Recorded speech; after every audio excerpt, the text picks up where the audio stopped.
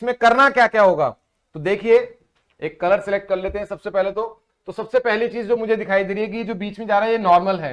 यहाँ incident ray और normal के बीच में एंगल नहीं दिया हुआ है, दूसरी साइड में दिया हुआ 60 डिग्री, तो ये कितना होगा, ये होगा दोस्तों 30 डिग्री। पहली चीज। दूसरी बात, यहां होता है एंगल ऑफ रिफ्लेक्शन, इन्होंने इस बार भी उधर दे दिया, वो 30 है, तो ये कितना होगा, ये होगा 60 डिग्री। यानी कि सबसे पहली बात तो ये क्लियर हो गई कि आई कितना है, आई है 30 डिग्री और आर कितना है 60 डिग्री। छोटा सा कॉन्सेप्ट था कि बच्चे क्या करेंगे, आई और आर की वैल्यू ही गलत ले लेंगे, वो 60-30 उठा लेंगे, जबकि उल्टा है 30-60, क्योंकि एक्चुअल देखना है आपको कि इंसिडेंट रे और नॉर्मल के बीच में एंगल ऑफ इंसिडेंस होता है।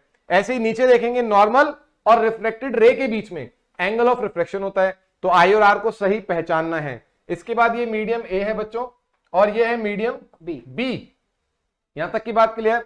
अब आप मीडियम ए से बी में जा रहे हैं। स्नेल्स लॉ ऑफ रिफ्रैक्शन, जो कि नॉर्मली एक 10th क्लास का बच्चा पढ़ लेता है, n21 = sin i / sin r, उसको रट लेता है, तो रटना नहीं है, इसको रटना नहीं है। मैंने अभी थोड़ी देर पहले भी जब फिजिक्स लाइव चल रहा था 3:30 के करीब, 3:30-4 के करीब, तो मैंने वहां पर भी इसको लगाना सिखाया था, स्नेल्स लॉ को कैसे लगाना है। मैं फिर बता रहा हूं, और चूक नहीं करनी है, मैं कह रहा हूं चूक नहीं करनी है। अगर कोई बच्चा आपका फ्रेंड अभी लाइव नहीं है तो उसे बुला लो, क्योंकि इस तरीके से आपको स्नेल्स लॉ अप्लाई करना कोई नहीं बताएगा, गारंटी है। चलिए आते हैं, तो देखो सबसे पहले करना क्या है, आप मीडियम ए में हैं, तो मीडियम ए का रिफ्रैक्टिव इंडेक्स क्या हो गया दोस्तों, NA 12 लिखो या AB लिखो, NA। और मीडियम ए में एंगल क्या है, I, जो कितना है 30 डिग्री, तो साइन I।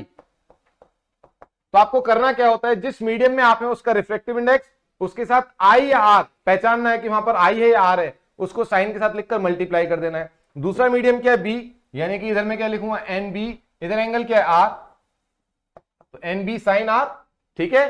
तो हमें इस तरीके से स्नेल्स लॉ को अप्लाई करना आना चाहिए। एक मीडियम का रिफ्रैक्टिव इंडेक्स और वहां पर I है या R है, साइन के साथ उसे लिखो, मल्टीप्लाई कर दो। ऐसे दूसरे मीडियम का लिखो और दोनों को इक्वल कर लो, दोनों को क्या कर लो, इक्वल कर लो। इक्वल करना नहीं भूलना है। अब देखो अगर मैं NA को इधर ले जाता हूं तो NB / NA हो जाएगा और ये हो जाएगा sin I / sin R।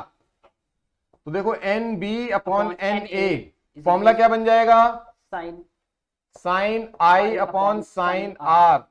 ध्यान से देखना, NA इधर गया है, sin R इधर आया है, और उसके बाद इनको घुमाकर लिखा है बस। अब sin I यानी कि sin 30 डिग्री, sin 30 डिग्री, और sin R यानी कि sin 60 डिग्री, पुट कर दिया। अभी कलर चेंज कर लेते हैं, तो NB / NA। अब देखो sin 30 क्या होता है, 1/2, sin 60 क्या होता है, √3/2, ठीक है जी। 2 से 2 कैंसिल हो गया, तो ये क्या बचा, ये बचा 1/√3। अब आओ एक और काम की बताता हूं आपको, ध्यान से देखिए बच्चा, बहुत ही सिंपल क्वेश्चन है और 10th क्लास का ही क्वेश्चन है, लेकिन एनसीईआरटी में नहीं है ऐसे क्वेश्चन। अब देखिए आप लोगों ने पढ़ा था n = क्या होता है, C/V होता है कि नहीं। अब C तो कांस्टेंट है, speed of light in vacuum, जो कि हर बार कांस्टेंट रहेगा। तो जब मीडियम ए का रिफ्रैक्टिव इंडेक्स होगा तो मैं यहां पे क्या लिखूंगा, VA। ऐसे ही NB, इसके लिए हम क्या लिखेंगे, C/VB। क्लियर होता है यहां तक। अभी आप क्या करो, NB / NA की वैल्यू निकाल लो, तो NB / NA, तो NB की वैल्यू क्या है, C/VB, C/VB, और NA की वैल्यू क्या है, C/VA। तो वो मूव करके VA/C हो जाएगा, C से C कैंसिल हो जाएगा, यानी कि क्या बचेगा, NB / NA = VA/VB। और NB / NA इसकी वैल्यू क्या है, 1/√3, इसे यहां पुट कर दो, तो NB / NA की जगह पुट कर दिया 1/√3। VA की वैल्यू कितनी है, V, और VB आपको निकालना था, ठीक है। तो VB इधर आ गया, V इधर चला गया, क्रॉस मल्टीप्लीकेशन, तो VB की वैल्यू कितनी आ गई, √3V।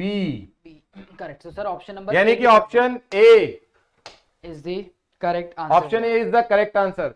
और मैं देख रहा हूं ऑप्शन बी को मिले 39% वोट, वो भी बहुत कम है, और सही ऑप्शन तक तो आप पहुंचे ही नहीं। तो दोबारा से एक रिकैप करके मैं दिखा देता हूं जल्दी से कि स्नेल्स लॉ को लगाने का तरीका 90% बच्चों को 10th क्लास में नहीं आता है। उनकी गलती नहीं है, उनको सिखाया भी नहीं जाता है। जब आपको सिखाएंगे नहीं तो आप सीखोगे कैसे। तो मुद्दे पर आते हैं दोस्तों। पहला मीडियम